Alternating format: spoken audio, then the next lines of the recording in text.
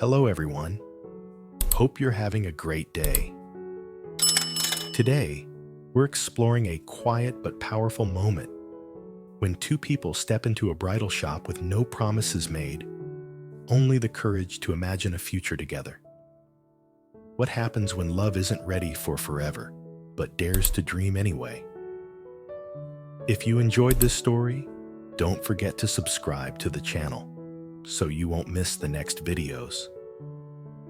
That morning arrived quietly, almost cautiously, as if it didn't want to disturb the emotions still resting inside the small house.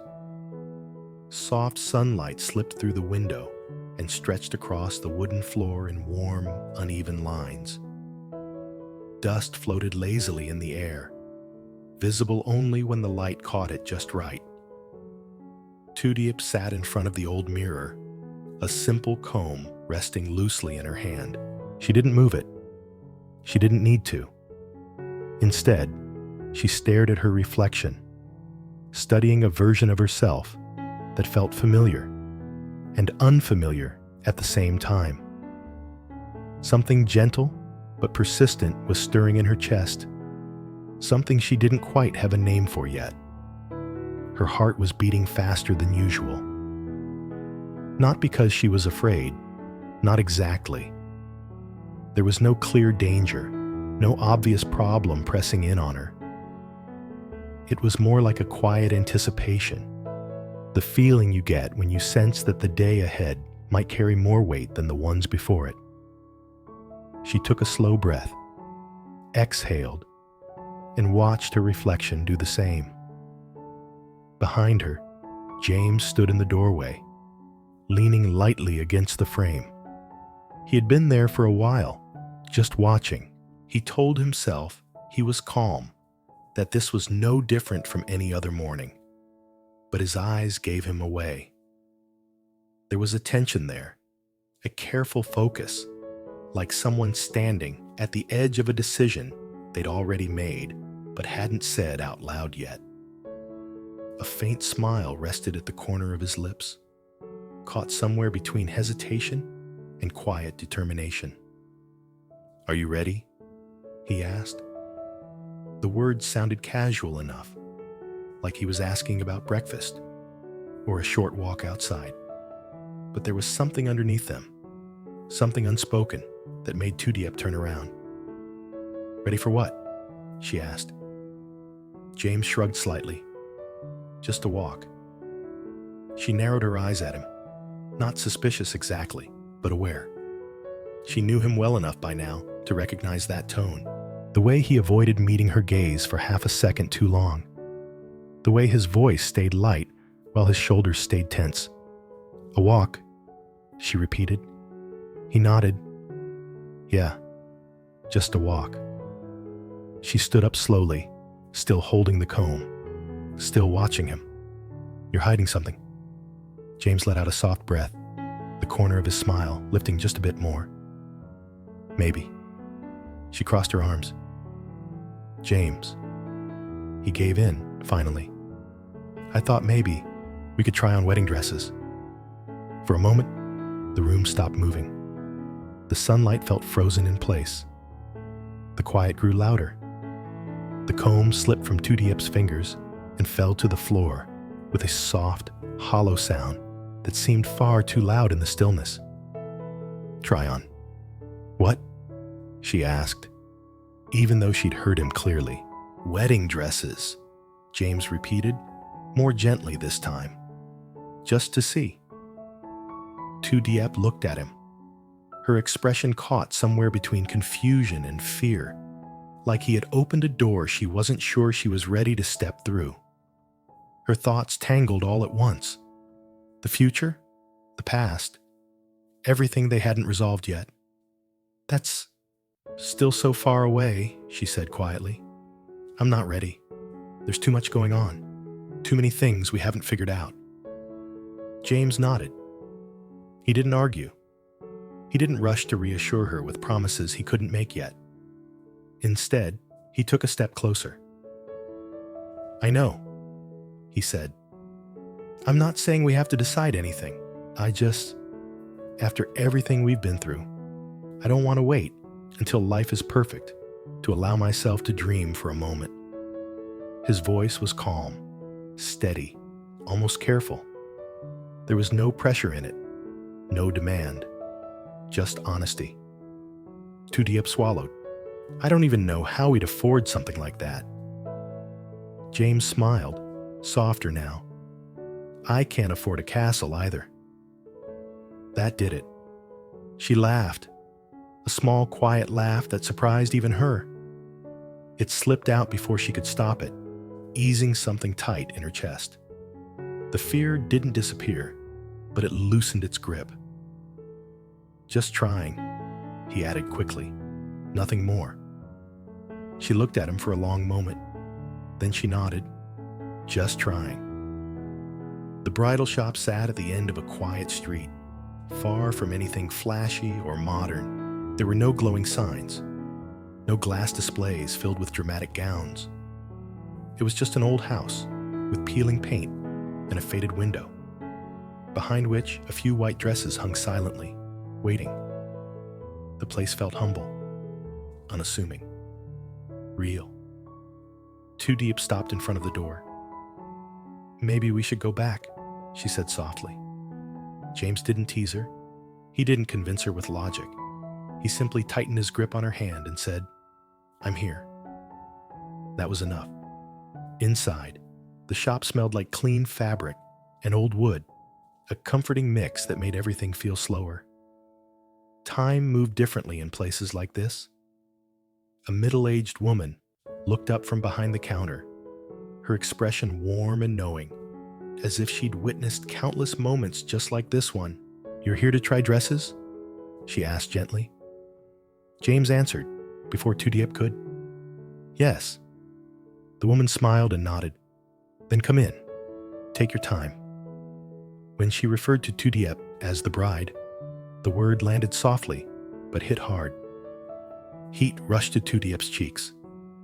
She followed the woman toward the changing room, her heart racing, her steps light and unsure. James stayed behind, lowering himself onto a small bench. He clasped his hands together, surprised by how nervous he felt.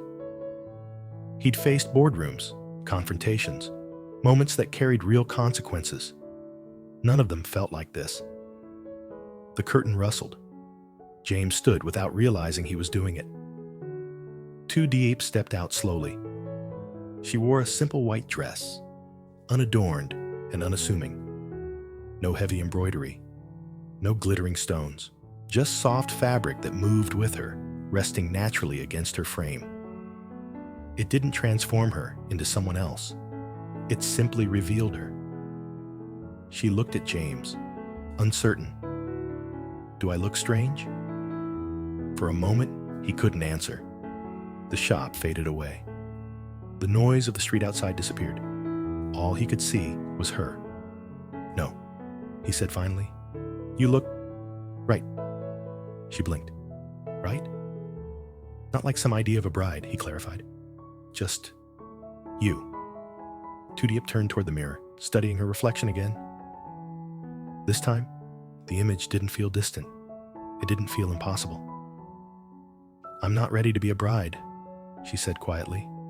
James nodded immediately. "I know." She turned back to him. "But I think I'm ready to imagine it."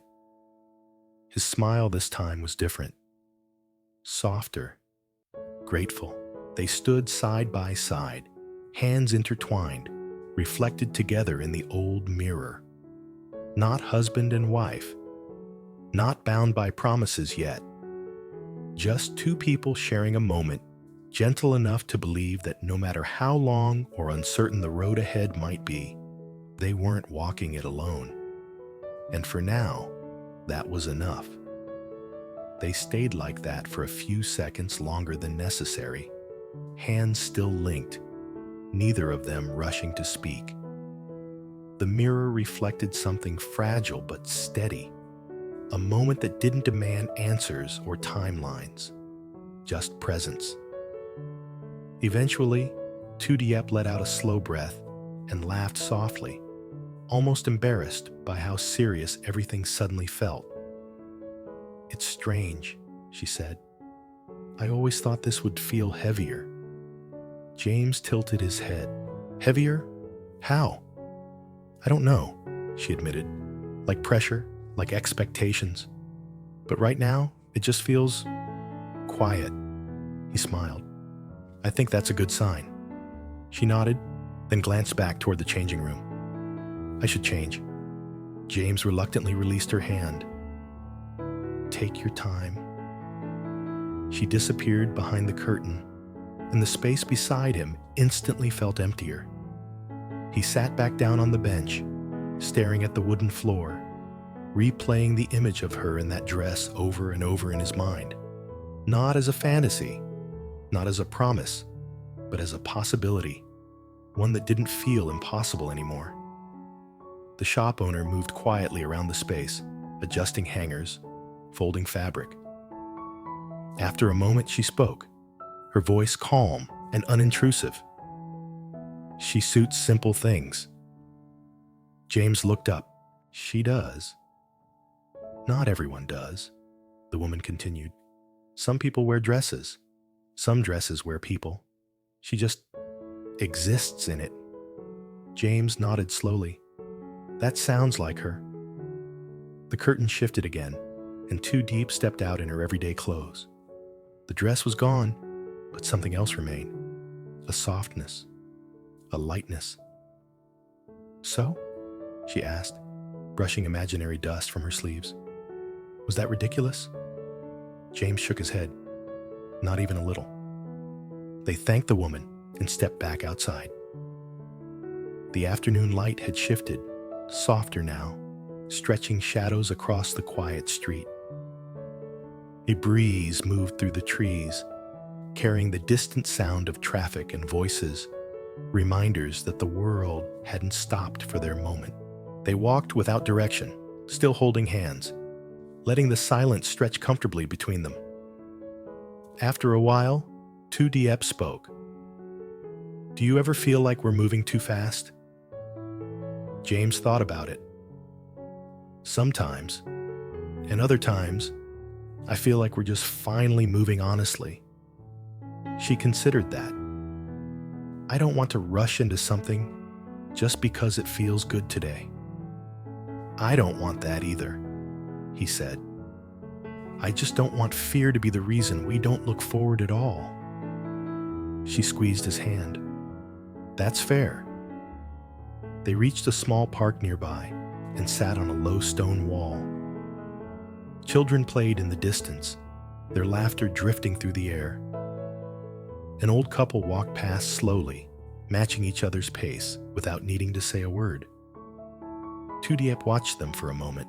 "Do you think it's always that calm in the end?" James followed her gaze. "I think it's calm because they survived the loud parts." She smiled at that, then leaned her head lightly against his shoulder. It felt natural, unforced. "I'm scared sometimes," she admitted. "Not of you, just of the future." James rested his chin lightly against her hair. "Me too." She looked up at him. "Then why did you bring me there today?" He didn't answer right away. He watched the light move across the ground, the way the day slowly leaned toward evening. "Because fear doesn't get to be the only voice," he said finally. "And because even if we're not ready for the whole story, I think we're allowed to read one page at a time." Tu Diep smiled, a little sadly, a little warmly. "You're better with words than you pretend to be." "I practice when it matters," he said. They stayed there until the sun began to dip lower, until the shadows grew longer and the air cooler. When they finally stood to leave, nothing felt dramatically different, and yet everything did. On the walk home, Tu Diep slowed her steps. "James?" "Yeah?" "If one day," she said carefully, "we really do this, I don't want it to be big or perfect." He looked at her. "What do you want it to be?" "Us," she said simply. He smiled. then we're already doing it right.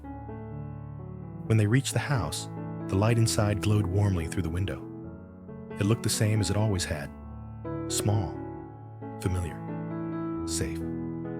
James paused at the door. "Thank you," he said. "For what?"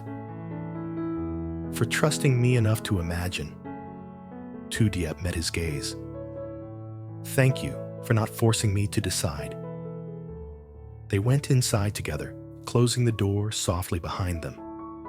The day slipped into memory, not as a turning point marked by grand decisions, but as something quieter and more meaningful.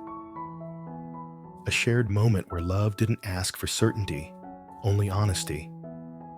And somewhere between the faded mirror, the simple white dress, and the walk home in fading light, the future stopped feeling like a distant fear and started feeling like something they could approach, slowly, together.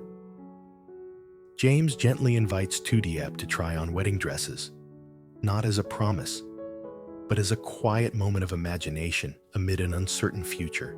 Though hesitant and afraid of moving too fast, Tu Tieu agrees, guided by James's calm reassurance that dreaming doesn't require perfection. Inside a modest bridal shop, she tries on a simple white dress that feels true to who she is. The experience doesn't push her toward commitment, but instead brings peace and clarity. She admits she isn't ready to be a bride yet, but she is ready to imagine that future. James accepts this without pressure, grateful for the shared moment. As they leave together, hand in hand, both realize that love doesn't always demand certainty. Sometimes, it only asks for honesty, patience, and the courage to take one gentle step forward together.